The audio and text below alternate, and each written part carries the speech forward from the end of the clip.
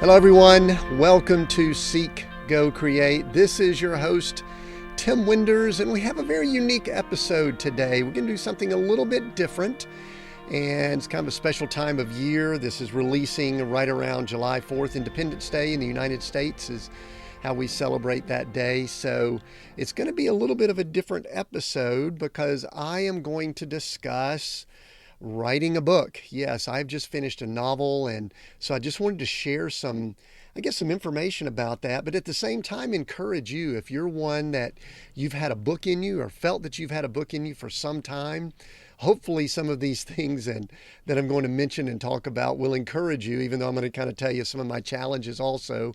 So let's just enjoy this. I'm going to share a few things just about the book and about the process and why I was inspired to write a novel and not a fiction book, not a nonfiction book, which seems to have made more sense maybe for me as a coach and leadership guy. But we'll talk about that and then go over a few other items. And then at the end, I'm going to kind of give the synopsis, share a few excerpts from the book, and I'm going to let you know how you can get the first chapter.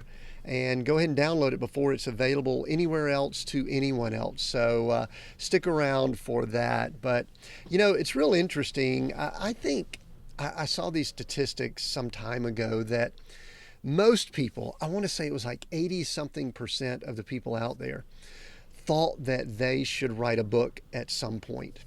And I just find that statistic fascinating. I don't know the accuracy of it. It seems a little high to me, because I know that statistics show that not even that many people read books. So it doesn't really match up that people would think they should write a book when not that many actually read them. But either way, I know a lot of people, especially people listening in like you, would probably think, if you haven't already written a book, that you probably have a book in you. Well, I always did think that. My wife has actually written a few books, and they've been selling on Amazon and in other platforms really around the world for a number of years. So I've been around that, and we actually wrote a book together a few years ago just for a conference that we were doing. But I had never really sat down and gone through the process of writing. And I just want to say this right up front, just to be very blunt about it.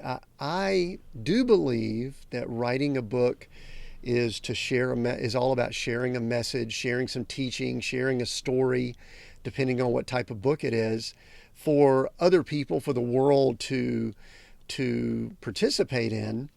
But having gone through the process I've just gone through, I also believe that writing a book is all about the author, the writer, and the growth and the process that they go through while they're doing that. Because for someone like me, I'll go ahead and share a little of my personality and why I think it was interesting that I have taken the time to do this.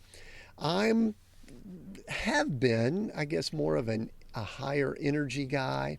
If you look at my profiles, I'm more of a get up in front of people, gregarious, speak type person instead of a sit down for hours at a time and actually write. And I've written before. I've written articles and teaching and training, but putting 70,000 words in a document is much different than getting up and doing a 2-hour training seminar or a 15-minute talk or even a webinar or something like that, or even a podcast for those that are listening in. So all of that to say that part of my takeaways from this process is I think it's a great story. I really do believe that it's a great story. It's inspiring. I'll talk about that in just a moment.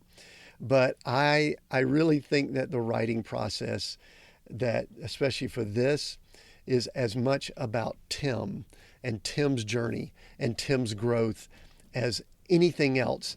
And I believe that those of you that are authors, or that you're going to be authors, you will probably recognize, if you haven't already, recognize the same thing. So that's a fascinating, learning point from the journey. And so anyway, just take that as the challenge of maybe writing is all about you going through a process, because I know that it was for me. The name of the book, let me go and give you the name, and I can tell you that this has changed a few times. I'm going to give you the name and a little bit of overview, and then I'll tell you a little bit of what inspired me to write it, and then we'll talk a little bit more about the process. The name of the book is Coach, A Story of Success Redefined. And for those that are listening on the podcast, you'll notice a tie-in, because Seek, Go, Create, our podcast, we have often said it is all about redefining success.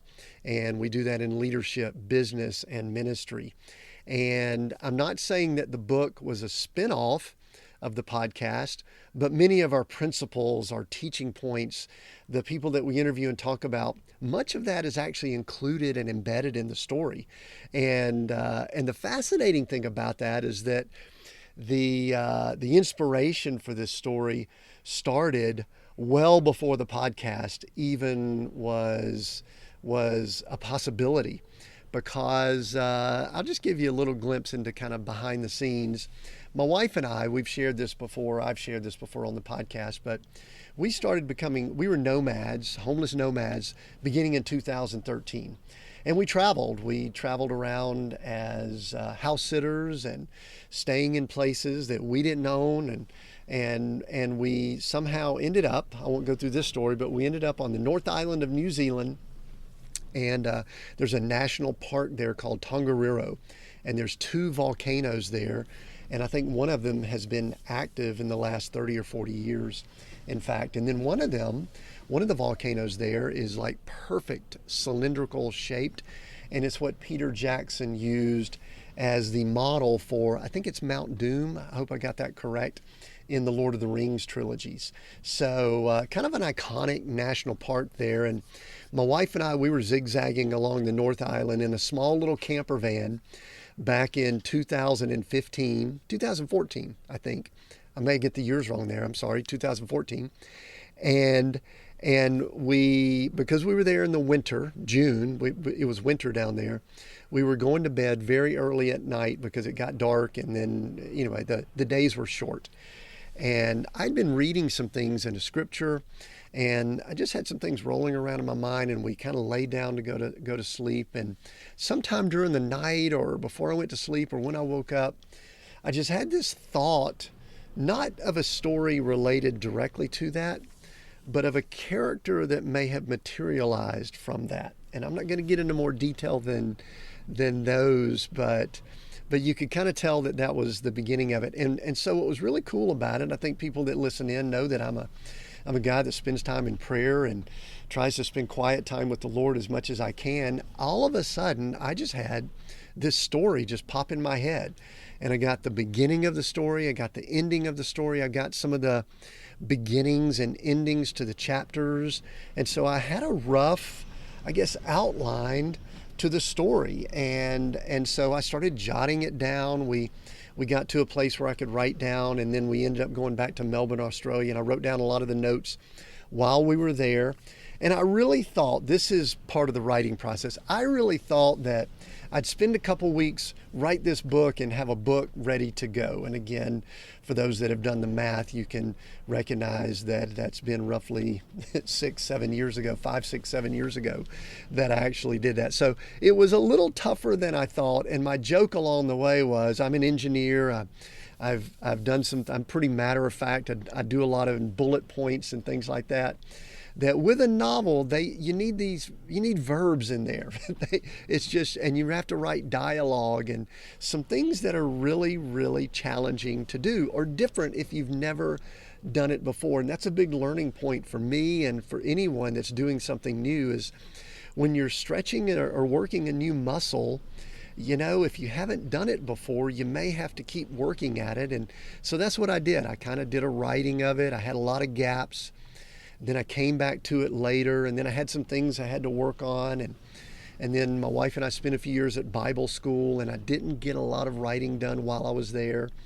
And then somewhere along the way, I just said, okay, we need to kind of get this story finished up. And I did something that I encourage everyone to do, primarily because I'm a coach. The title of the book is Coach. I actually hired a coach to help me with the writing process. And let me just say this, if you're doing anything that is a little bit different, a little bit tough, a little bit challenging, something that you've never done before, I believe that there's great value in getting a coach or someone that can assist you or help you with that process. So, I had someone that they were sort of an editor, but also a writing coach, and they just helped me tremendously with just structuring. You know, they would poke holes in my story and ask questions about certain things, and I was really trying to pack a lot of story in the book, but then also a lot of learning principles. I've kind of joked that this is fiction, but it's fiction with a purpose. It's fiction with a mission. It's fiction that can also alter or change your life if someone reads it, because it's got that kind of message in it. And so she kind of helped me weed through some of those things and, add some things in for clarity, pull some things out that might have bloated the story a little bit. So I highly encourage getting a coach, because it really, really helped me a great deal. And so those were some of the basics for me as far as getting this story told. And over the last, say, 12 to 24 months, we've really picked up steam, and I was able to finally get the story a few years ago in a format where I could let a few other people read it, some family members. They read it, they kind of said, yeah, this is really good, but you might need to clean up a few things a little more. So I have done that, and I believe that it is ready for the world now. And when you're writing, I used to always think that I was just pretty confident, felt pretty good about doing a lot of things. Obviously, we've got a podcast and speaking, but I will say that I've had to really look inside myself as I'm getting near this process and say, wow, am I really ready to put a novel out into the world for all that people may say? And I would be obviously excited for people to say, wow, this is really good. And I've heard that from some people that have read this, the initial portions of it.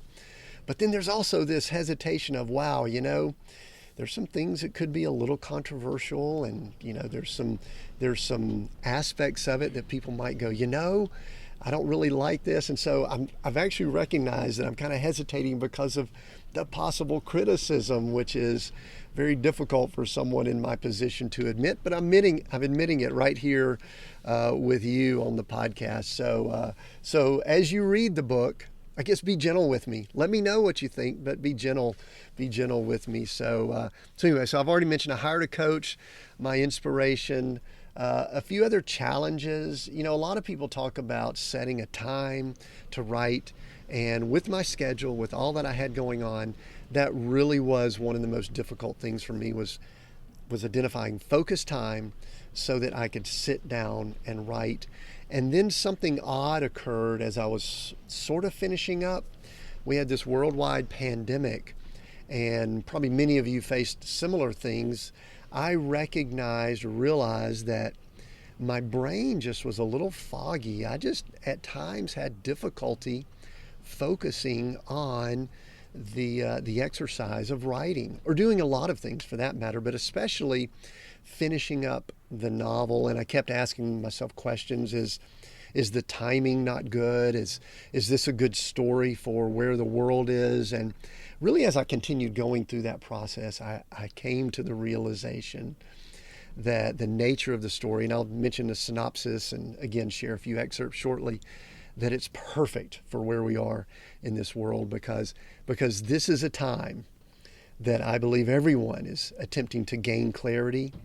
I think that people are having to redefine what success means to them, and that really is a major theme to this story, this novel, this book. So that's really kind of how it all came to be. I do want to mention there's kind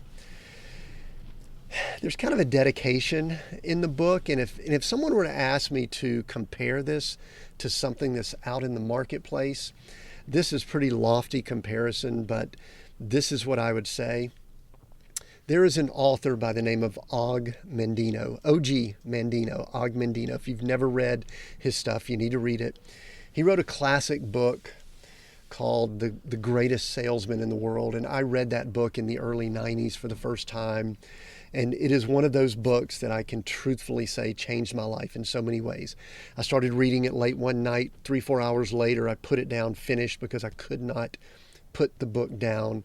And Og Mandino wrote that. And then he wrote many other books that were basically, they're almost like parables, they're stories, they're fiction, but they also have messages in them that are very impactful. And truthfully, that was one of my underlying inspirations for this book. So the book is dedicated to Og Mandino. And if you really want to maybe have a comparison with the type of book it is or the type of fiction that it is, you could go read some of Og Mandino's, especially Greatest Salesman in the World, but maybe even more so a book that he wrote called The Choice, which has a powerful story that's set in modern times about a choice that the main character has to make. So I just wanted to share that because that was really a big impact for me, that he was one that I wanted to dedicate this first book, this first novel to, because of the impact that he had on me. So anyway, but let me share, I guess, a little bit more about the book, and then also tell you how you can get chapter 1. Because I'd love for you to get chapter 1, read through it, give some feedback, tell me what you think, and then you'll also be on the list to be made aware of when it publishes and when it releases. So here's a synopsis of the book that I've written that gives a bit of an overview, and then we'll go over some of the excerpts. Main character is Cooper Travis, and Cooper Travis was the guy that seemed to have it all. Money, he was a leader of a successful company, had a beautiful wife, and much more. He had all the elements that our culture and society considers successful. Then why would he attempt to end his life? Join Cooper as he travels a road that everyone should travel, the journey of discovering true success. He will be forced to question everything he believes as he attempts to become the man he was created to be. Along the way, he is impacted by a unique and at times supernatural mentor that forces Cooper to redefine success. So that's the synopsis. Someone asked me recently, I think I was being interviewed on a radio station. They said, Tim, is this story about you? And I said, no, not really. But boy, there's a lot of me in this story. So I don't know that a writer could write something. I'm not that good at writing fiction that I can't incorporate some of myself and some of my experiences and things I've seen into the story. So am I Cooper Travis? No. Are there elements of me in him? Absolutely. And also in other parts of the story. So that's the synopsis. Let me read, and this is going to be a little bit challenging. I've got a couple paragraphs here. I want to read a few excerpts that to me give, I think, maybe the essence or the flavor of the novel. And then we'll wrap up and I'll share with you how you can get the first chapter. These are actually excerpts from deeper in the book. They're not from the first chapter. So here is excerpt number 1. Why am I here? Cooper finally asked. He really wanted to know how he got to where he currently was, but he knew finding out why was more important. Why do you think you are here, Mr. Travis? I guess it would be best to say that I have made a mess of my life and I'm not really sure what will happen in the near future. All I know is that more than any time in my life, it would be wise for me to admit that I am a failure. Are you willing to admit you may need to redefine your life, redefine success and culture and society as defined it? Are you ready to make some changes? Asa moved the conversation forward without directly responding to what Cooper said.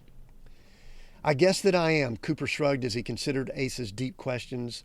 I'm not even sure what that looks like or if I'm able to fix the mess I'm in. Well then, you're exactly where you need to be at the perfect time. Asa smiled as he responded. Are you ready for some coffee? So that was excerpt number 1. And I will say there is this sort of interesting theme that goes throughout the novel related to coffee. I won't share any more with that, but let's just say if you're a coffee lover, there may be parts of this that you really dig because you'll see some interesting observations about coffee throughout the novel. So that's excerpt number 1. I've got one more that we will go through, and to me, this really is going to give you a glimpse into what's going on with the story. And I'm hopeful that you enjoy that, and then we'll wrap up the podcast. He went back over the last few months and relived the series of events that had led him to where he was now.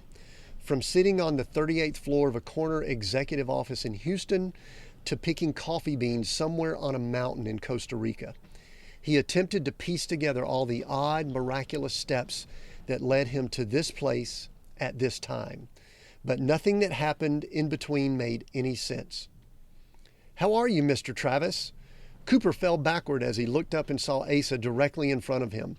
Asa swiftly reached out and gripped both Cooper's collar and almost full basket.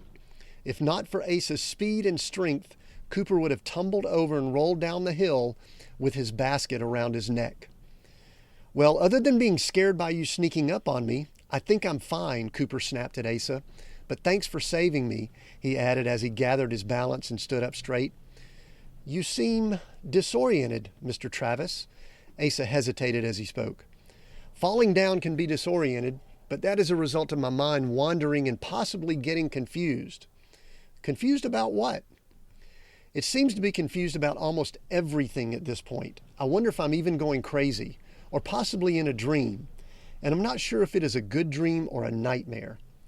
"So you think something is a nightmare because you do not have all the answers? Or because you're not in control?" Cooper stood for a moment staring at Asa. He had not mentioned anything about control, but yet, as he stood there, he realized that Asa's words had pierced through all that had been bothering him. A few months ago, he had thought he was in control of his life, even as his life was unraveling. Today, he felt as if he had very little control. "Is it possible, Mr. Travis, that we were not created to control a world that we did not create, but that we should allow the one that did create the world to lead and guide us as we enjoy the time we have on this earth?" Asa waited for a moment, turned, and walked away. Cooper stared down the aisle of the orchard. His knees felt weak to the point that he could have tumbled backward and rolled down the hill again. And that is the second excerpt from the book. Hope you enjoyed that.